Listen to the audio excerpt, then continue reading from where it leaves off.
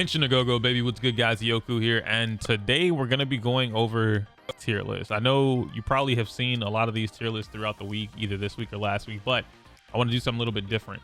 In this previous video that I did, I pretty much told you guys that tier lists right now are going to be very weird, and weird because the way that everyone is orchestrating these characters and who is better than what doesn't really detail or explain how these characters are supposed to work within a team-based game. So in today's video, I'm literally going to do just that. And I think I found a really good way to explain it without taking up too much of your time and it being overly complicated. So instead of taking the usual tier format, I went ahead and broke this down into an alignment grid or a grid-based format. So to explain this the best way possible, because I don't think you can see all of the white, but if you can, I'll just read it out. At the very top is banana nut bread. This is what you would consider your S tier. The closer to the top any character is, no matter where they go horizontally, that means the higher they are in terms of being bonkers, crazy, outstanding, whatever the case may be. Moldy bread is what you would consider your F tier. All right, this is how you read an alignment grid going from top to bottom, as if you were reading this for an S to F tier, or S to B tier, whatever the case may be. Moldy bread does not mean F tier in my specific scenario or my specific grid. I don't think anyone is lower than B tier, if I'm being honest, at least for what we've played in the beta, what I've played in the beta, and the research that I've done for characters coming out in the future.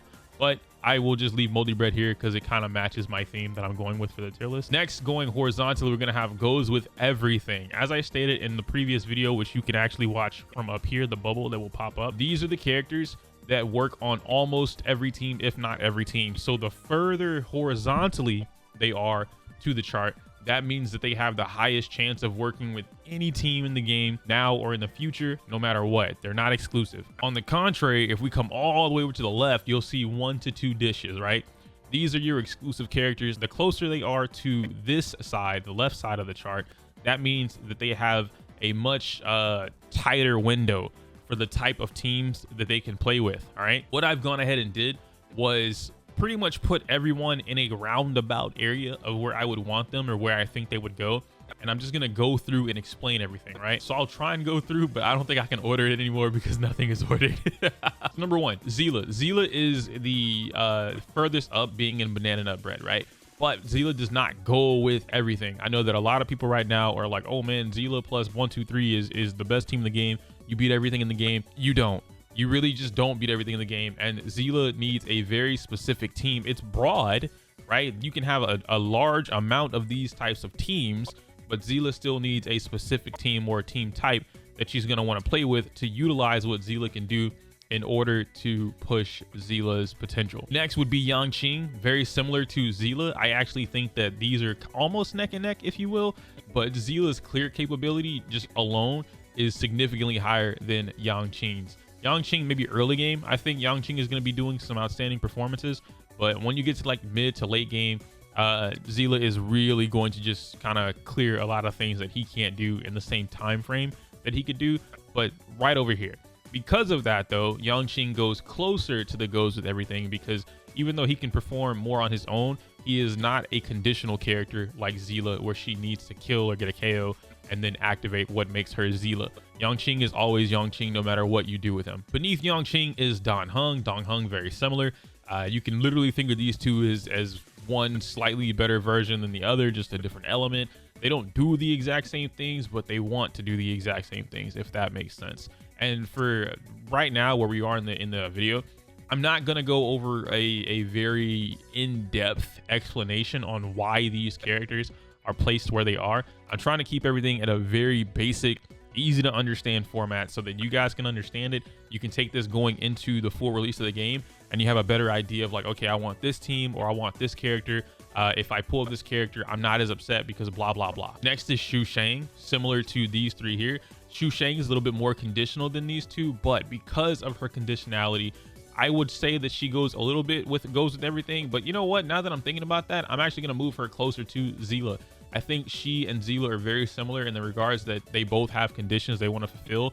And when those conditions are fulfilled, they just skyrocket and they get really close to banana nut bread. Next, we're going to have these three. All 4 of these actually. All right. Everything over here in this right-hand corner, outstanding. Banana nut bread, bonkers. You want this character. These are what, in my opinion, are must-pull characters. I know, again, I say this every video, but I know the gacha community hates hearing the term must-pulls, but if I'm being honest, Silverwolf does not look like she's going to get touched. Hopefully she doesn't get touched because there's no PvP in this game. Nobody should be crying about a character coming out OP. You want Silverwolf. If you know she's coming 2 months in advance, save for Silverwolf, spend some money, go get a job. I don't really care how you get her, just get her. Silverwolf is busted easily, in my opinion, the best character in the game. Bronya right behind her. They all allow anything to do. These two go with any freaking, these three actually. Any team in the game, these three go with. Easy, free, it doesn't matter how they do it. Well, Bronya and Silverwolf. Bailu is right under them. She's not banana nut bread, right? But Bailu is amazing. Bailu's gonna be able to do some things. Am I missing a character? Okay, I'm not. I just have to double check. I think I don't have Luqua, however you pronounce his name. Lu, I'm gonna call him Lu. Bailu goes right under these three, right? So she doesn't allow you to do any kind of neutral or game skipping mechanics, but she does keep you alive. She keeps your team healthy, and again, goes with everything. Natasha is just a baby Bailu in this chart. I'm not calling Natasha a baby Bailu in terms of how her character is designed. I mean, literally, if Bailu is right here, Natasha is like, these two are like right here, right? Like if the chart was, it could look pretty this way, Bailu would be here, Natasha would be right next to and under Bailu, very slightly. It'd be like that, okay? March 7th is right after that. Same thing, very close to Natasha. I think these two are a very fantastic pair when you're looking at them side by side in any kind of tier list.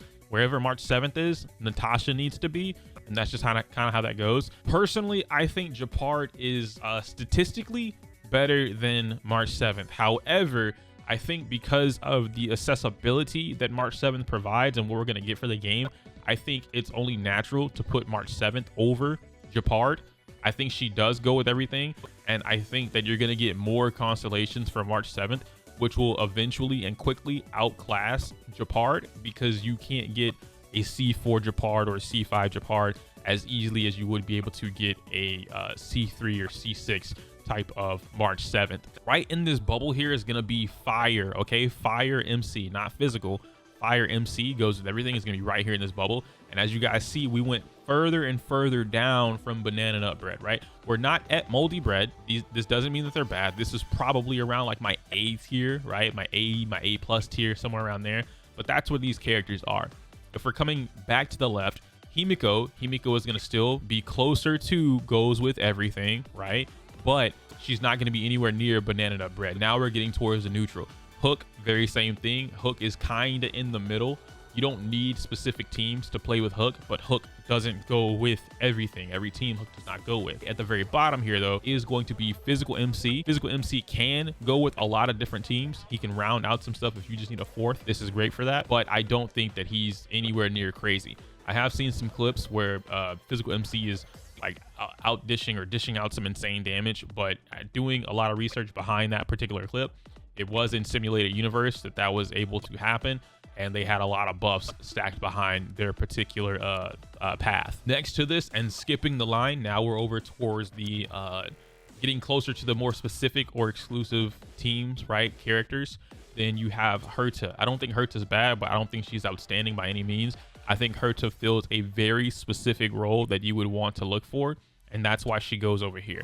If I'm looking at this very carefully and I'm looking at this from a long-term perspective, Herta goes somewhere over here. Somewhere in this specific area is where I would put Herta. Not horrible, right? Because again, I don't have an F tier here, but in comparison to everything else that we have experience with in the game, I think Herta's right around here. She doesn't excel at anything besides helping you farm an AoE clear. And if you happen to have Himiko provides that, but a little bit more of a, again, goes with everything better scenario. Xingqi, I don't remember how to pronounce her name. Right here, right beneath standard or even.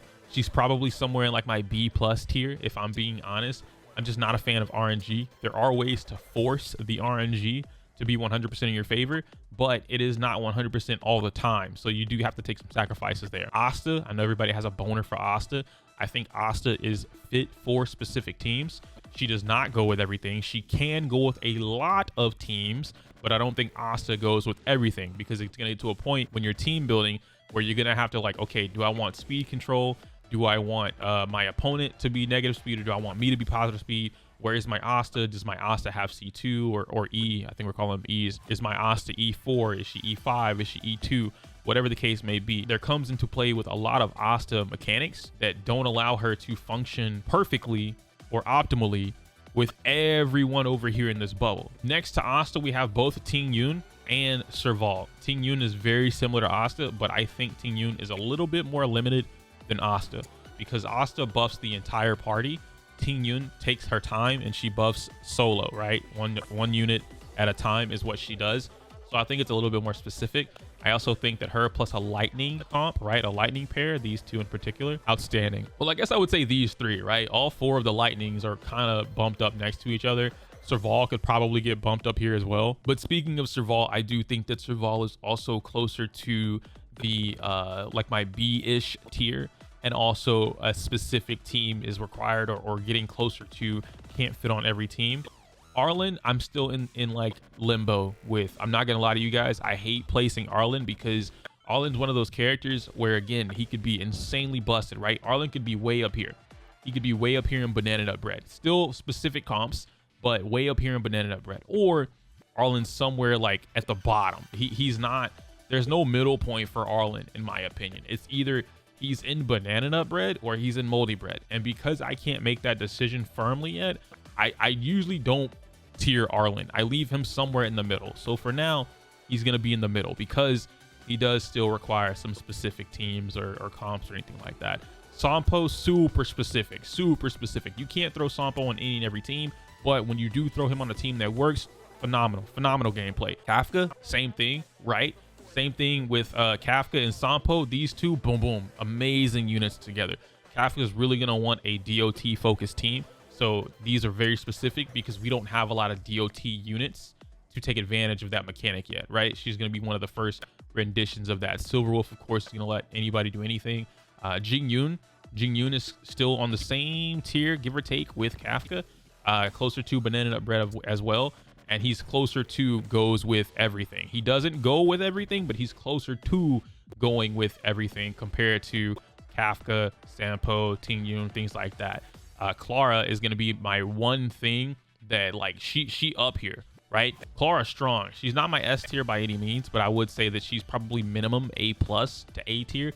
And this is solely dependent on the rest of your dish, right? Clara is going to be your main dish. Now you need some appetizers, you need a dessert, right? Things like that. You have to figure out where Clara is going to be for that. I love how I said her name two different ways. I'm such a cool kid. Pela, very similar in my opinions for Clara, is that they work phenomenally, but they need a team to pull it out of them. And that's pretty much it, guys. I hope that this was a very quick or medium-sized chunkable bite to explain where my head is in terms of tiering with this game, how I think tier lists should operate, and really giving you an idea of how you should look at characters, not specifically as a solo, but look at them in terms of what do they provide for what you're trying to accomplish. If I know that I'm going to be focusing on Jing Yun, well, I know that I'm going to be building a Jing Yun team, right? Jing Yuan, I'm going to be building a Jing Yuan team, and then I'm going to want to focus on maximizing his damage potential, maybe allowing him to move, him and the persona to move faster than the opponent. And so now I can look at, well, okay, do I want Welt? Do I have Welt? Do I want Asta? Do I have enough Asta to really take advantage of that? Is she going to be strong enough or fast enough to help with this? Do I want Ting Yun to maybe circumvent the fact that I don't have speed control right now, but I can power him up so that even when he doesn't have speed control, when it's his turn, he obliterates that side of the opponent? Cool beans. There's a lot of different things that you work with. And so using this, and I'll also post this in the community post. You guys probably would have seen this by the time this video goes live. It's in the community post if you want to save it, share it, do anything like that, screenshot it, whatever. This is where I would put everybody from the CBT3. But that'll be it for me. If you do agree or disagree, let me know in the comments down below. It was kind of cool to do another face thing. I know you guys haven't seen my face in a long time, but it is what it is. Join the Discord if you want to. Pinned comment down below as well. Subscribe to the channel. We're going for a push before and after Star Rail comes out. If you do want to see me talk about the previous things regarding the tier list, it'll still pop up right around here. And if you want to see something else pertaining to Star Rail, got a playlist over here. I can't say my usual outro because it's inappropriate for YouTube. Smell you later.